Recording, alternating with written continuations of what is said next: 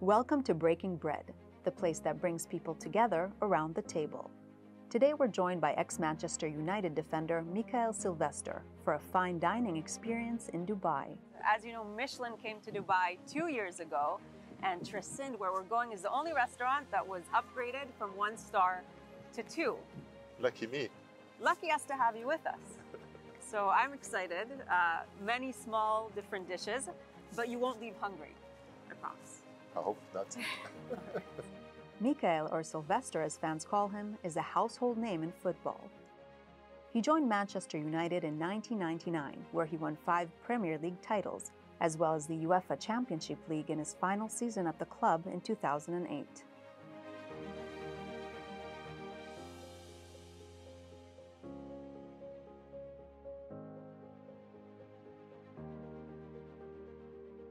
Mikael, thanks so much for joining us at Tresinde's studio in Dubai.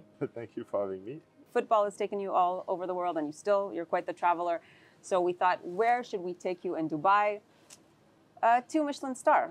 Amazing. And so this is Indian fusion, and you spent some time in India, didn't you? Yes, I had the pleasure to participate to the Indian Super League. It was the first edition back in 2014.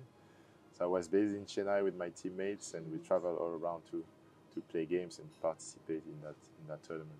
So you're very familiar with the Indian spices, with the Indian culture. That was your last post as a footballer. That was my last stint, and after that I professionally hung out my boots. Do you miss it? I do miss it. Yes and no, because obviously now my time is finished. But anytime I've got an opportunity to play, whether it's with my son in the garden or with some friends or with some of my old teammates for Legends game, it's always fantastic just to touch the ball, to have that feeling again. You moved to Dubai during COVID. Yes, during COVID. Funny enough, we were in the Maldives with the family on vacation, and on the way back I was supposed to stop here to attend a fundraiser for 4 days, and at the end we stayed. I think you're not the only one. I think a lot of people passed through during COVID, and it was handled and managed so well. There was life. It always surprises me when people of your caliber with international careers choose Dubai as their home base. Well, Dubai has always been one of the options because we've been coming here since early 2000 on vacation. And we made friends from different backgrounds, not football friends, but just regular people who have run the businesses here. And through their life, we saw ourselves maybe in the future. So you visited Dubai for the first time with your family in 2001. What was that like? It was mind-blowing, amazing place. Obviously, a lot to offer already at that time. Coming from the cold Manchester and arriving in Dubai was a surprise. And we've been big fans since we saw possibility for us, and that became one of the options for us to come and live after my first death, the retirement. We will talk more about that. All right. Chef Himanshu. Hello, how are you? Hi. Hi, how are Thanks you? for having us. Thanks for coming. Big honor for us to have Mikael. I'm a big fan. Indeed. Big Man United fan, and he's our legend, so quite stoked to have him here. First time. What an honor. Thank you. So let me explain you what we're going to serve today. Perfect. So what we have here is our menu. Okay. I call this as our menu is because this is what the guest gets to see when they arrive in the restaurant. There are no descriptions of the menu. So the menu is divided into 4 macro regions of India, and it's an actual physical division of the country. So one of the regions is the Thar Desert, which is arid climate, not too much vegetation. Yeah. India is a beautiful piece of land, has a bit of everything. A bit of everything. There's a big coastal line, then the mountains, the northern plains and the Himalayan mountain. So there are 5 dishes coming in from each region. Okay. So we're going to sample in few dishes, the special ones which I love the most, absolutely for him to try. Perfect. And Mikael spent some time in India, so you've been to a lot of these regions. Chennai. Yeah. There's one dish which we want to serve him has flavors of Chennai. Amazing. So let's see if he's going to recognize all of that. Okay. Great, we're ready. Looking forward to it. Looking forward. Thank you so much. Have a great time. Thank you. You mentioned right before Chef came that the first death you experienced is retirement. Death is a very big word to use. It is, but I think you have to shut down your brain because you can't be a competitor anymore, and that's your purpose. As soon as you become a professional, that's your purpose. You are a competitor. Everything is a competition, even if it's a collective. It's a team sport. Football, you compete against your teammate in training. Every single action that you make, decision that you take, is for you to play at the weekend or play at the next game. So everything is a competition. And when you stop this, since it's such a big part of your preparation, your everyday life, you have to get rid of it.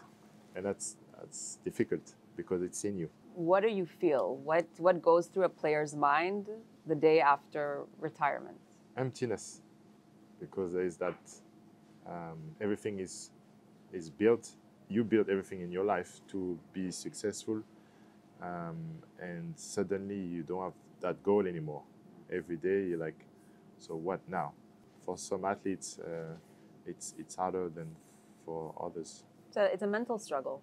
It is. It's a mental test. I think I would say the majority of us manage because we've been facing difficulties and challenges during our career. Mm-hmm. But sometimes you feel lonely, and yeah, it's difficult. It's difficult for the families as well to adjust because you are now suddenly you are home, right? Which is different, and sometimes you're in a bad mood. And because the day-to-day is so intense, how much time do you have to really prepare for the day after?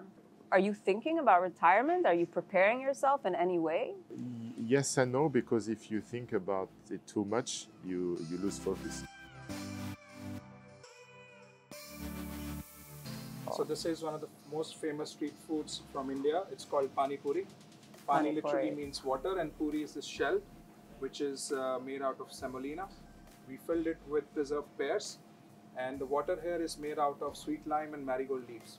So we're just going to aerate the water, and then we pour the water inside the shell, and you have to eat the whole shell in one bite. So it's almost explosion of flavors.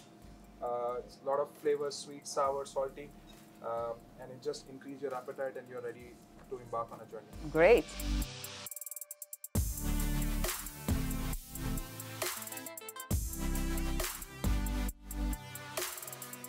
That's the first bite that everyone will experience when they come to Trescent Studio. Yes. Okay.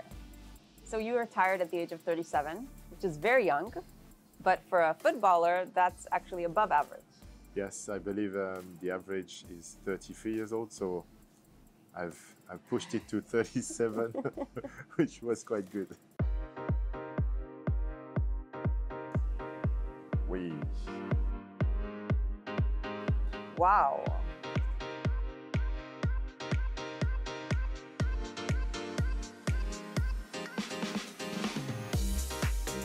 So this is some light snacks.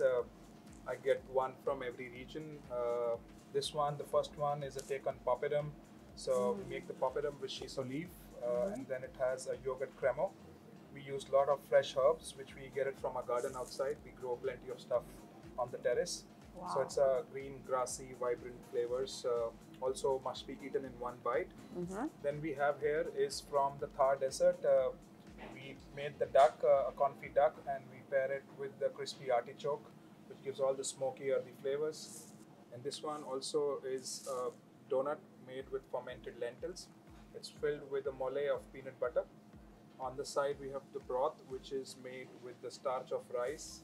It has black pepper, fennel, and water of Parmesan cheese. So, what order should we eat in? That was my question. I think first one is this, then this, and then last one. And do we eat with our hands? Hands, yes. Hands. This is India. That's how I love it. Bon appetit. Bon appetit, thank you.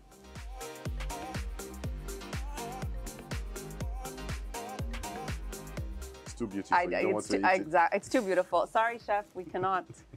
I feel like I'm eating a flower here.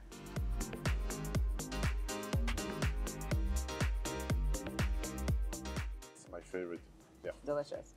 You started your football career very early. I heard you say in a different interview, it wasn't a dream. I knew this was a possibility for me because you have other family members. When I was 15, I left my home, left my brother. He was 5 years old at the time. Unbelievable. You grew up in the countryside. You're not a city boy. Yeah, countryside, I would say. Mid-town, mid-countryside, you know, and I was spending my weekends at my grandparents' house in the countryside. So at the age of 15, you leave the house to go and pursue a professional career, and the family, this is normal for you? Yeah, it's normal. No objection. My dad plays football still outside of work. My cousin is a professional, playing for national team.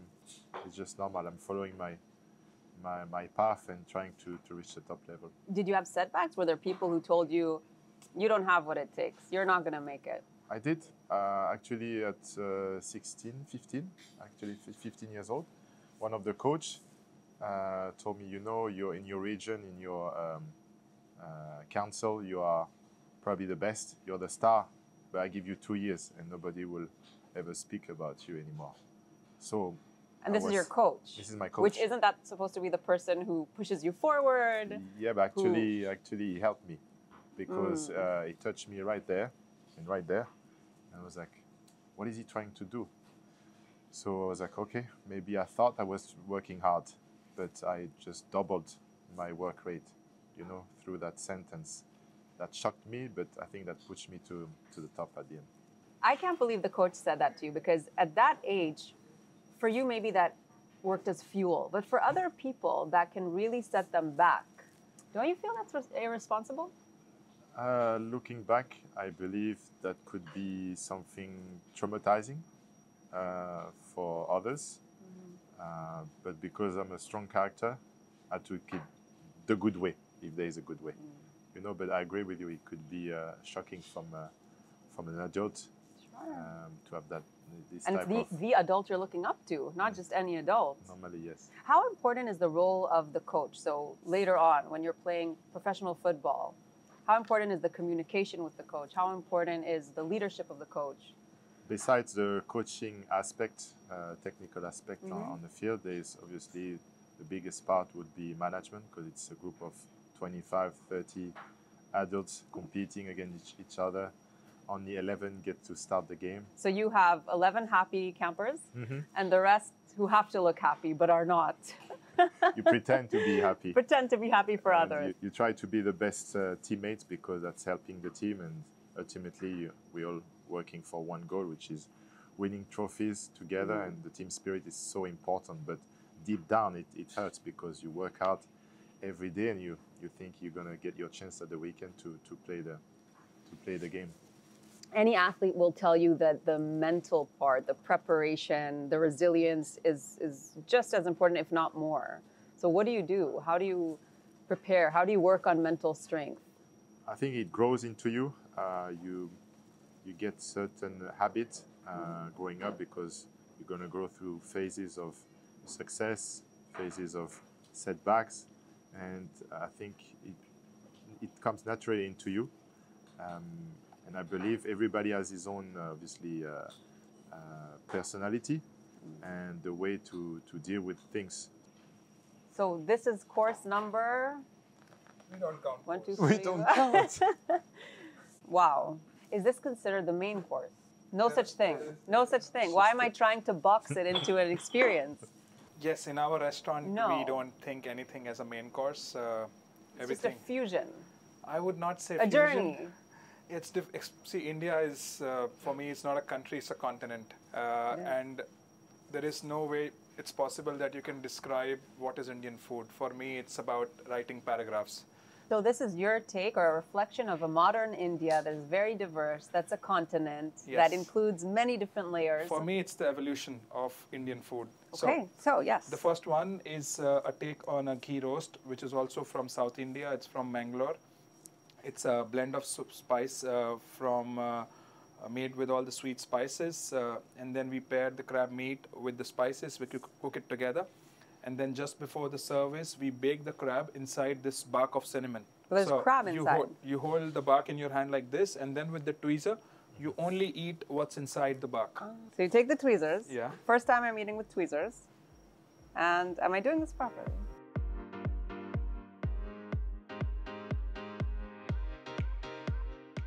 So what we have done here is we have made a skewer out of tender coconut. So it's like a kebab on a stick, but it's made out of the young coconut. This is what the young coconut looks like. So we marinate it with the regional spices, which is called the Nilgiri spices. And then we have some oxalis leaves, a hint of dashi mayo. On the side, we have the broth also made with the same spices, but a tiny bit of yuzu to it. Healthy. Healthy, Healthy. for sure. You first. It's green. It's green. Wow. So this one also flavors from Chennai, from Tamil. We've got this lobster tail, which is charred, and it's glazed with a pickle of tomatoes, which is from Tamil Nadu, Chennai. And then we have a curry of corn. So you cut the lobster into pieces and have a bit of everything together. Okay.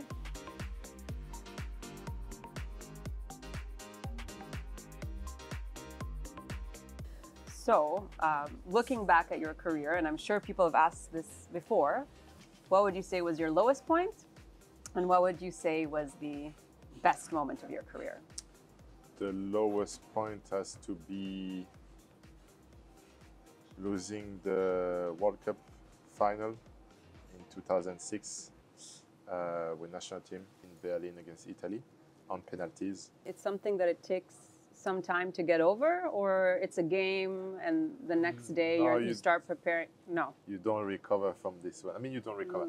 You try to move on, look to the bright side and everything, but how many World Cup final are you going to be playing involved? Whenever there is a talk about World Cup, it's difficult, but it's only sport. If I had to really go back into my career, the lowest point should be an injury, which was the first one, major one. I torn my ACL, so cruciate ligament. So I was and is that a type of injury that can end your career? It's something that normally, if it's handled properly, you recover. And before it used to be 6 months before competitive football, but now they've extended 9 months. And what's going through your mind? You have dedicated your life for this career. You're not able to play. You're not able to do what you've worked so hard for, and you just have to sit and wait. Well, first of all, there's a trauma of the injury, the surgery, and even if you know that normally you're going to come back at some point, you don't know, because for me it was the first one. Like, it might be the end of me playing professional football. So you end up being by yourself doing rehab for days, hours, days. You're not with your months. family? No, because you go into rehab centers, and you even spend more time away from home in terms of hours, because you need to be doing more time, rebuilding the muscles. 6 months and then? 6 months and finally, woo, back on the field, having fun again. Still a bit stressful because you think your knee is solid, but in the back of your head, you're like, what if? But then a few games, and then you feel you get the confidence back. Yeah. Aside from the physical recovery, how are you managing and handling your mind? No, you have to be extremely strong to go over the deception, the sadness. You have to deal with sadness because you're sad. You know you're going to miss playing, and you don't know that you're going to be by yourself doing all this time alone. You don't know about that. First of all, you're like, no, I'm not playing anymore. This is terrible. But you are by yourself. Doctors, rehab, fitness coach, they help you on a day-to-day to build up your physique again. And as soon as you feel better and better, then your mood gets better. And then the best moment of your career came after the worst moment. Yes, absolutely. I came back. So I got injured in September 2007, and in March I was back playing with the team.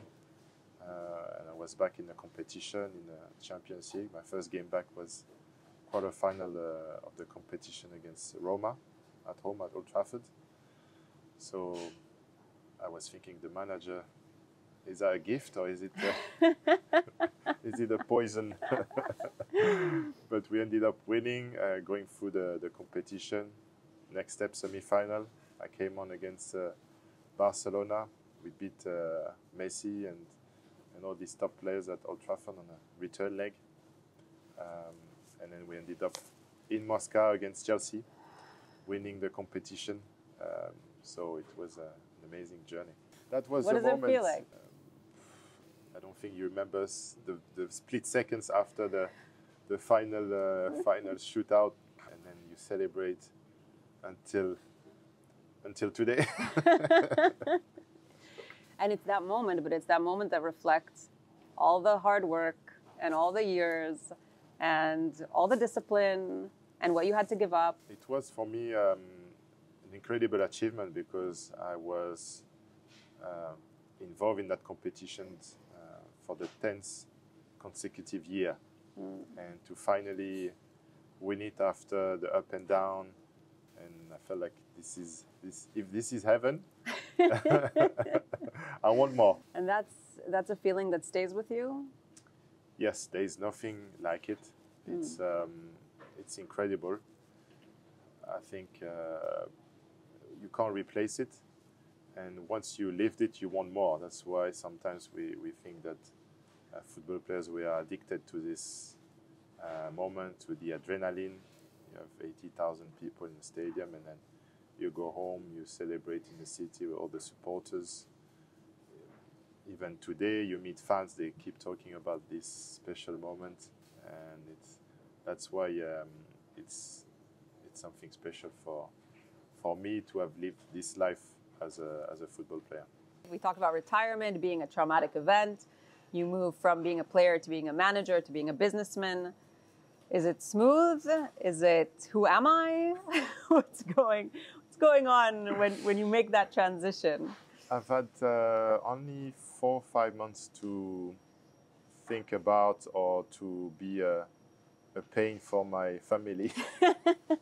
I don't know which way. Maybe your wife was saying, you should really get out of the house again for your own good. No, I was trying to stay fit, to keep training, and so at least I would take me out. But no, honestly, I stopped in December 2014, and in June 2015, July, I was already working in the club in France. So it was very brief that time, that no man's land. Would you advise that? The shorter the better. The shorter, the better. You need to jump straight away into a new challenge, something that drives you. You need to find a purpose. It's not easy because you haven't had time to prepare, and it's difficult while you are playing in your career to project yourself. But more and more, there's opportunities at the clubs or through federation or through association. The unions, they offer players with opportunities to coach, to go into the business side, to go into media. So it's getting better and better for the players. Our daughter Cleo, she plays football. She's at university, but she was at West Ham in England playing. So she enjoys it. She's quite talented, and our son as well, Zach, plays in Dubai. Plays in Dubai. Yeah, he's 11 years old and he enjoyed it a lot. Your teammates has anyone left a lasting impression? Are they your friends? Are they part of your life still? Teammates, yes, we get together sometimes for anniversaries, for charity games. So our path crosses because they are either coaching, they are the directors. So we are still in the same world for most of them. But my best friends, I met them when I was at the academy in Rennes and before. Yes, teenage, Teenage these years. days when you glue forever. True. Wow. So this one is a dessert, a bit adventurous. We serve this from the Thar desert. So we made this cookie on the top with refined flour, clarified butter, milk, and cacao bean. And then we have a crema of cauliflower, ice cream of toasted barley, and we've made a sugar floss flavored with butterscotch. So And the gold. You have to talk about the gold. We are in Dubai. We are in Dubai. So when you eat this one, you just go through all the layers from top to bottom, and it's ice cream, so it's going to melt fast. Okay. Basically, eat fast, you're saying. We respect the first dessert. Like the first dish. Yes. Thank you, Thank you. chef. Thank you. Thank you.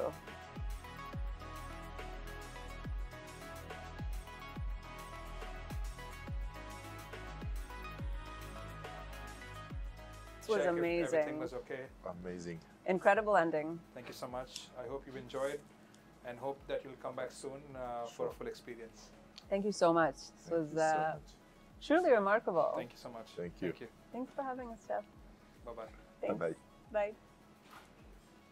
I mean, he's a fan of yours, so really, you probably won't have to wait the 2 weeks, right? I When think you want I to will come here. find a way to skip the line, yes. Mikael, thank you so much for joining us today. I hope you enjoyed the meal. I hope it reminded you of different parts of your own journey and maybe opened your mind to new places in Dubai. It was amazing. It was my first time at Tresin, Studio Tresin, and I enjoyed every single dish. It was amazing. Happy to hear. Thank you. Thank you.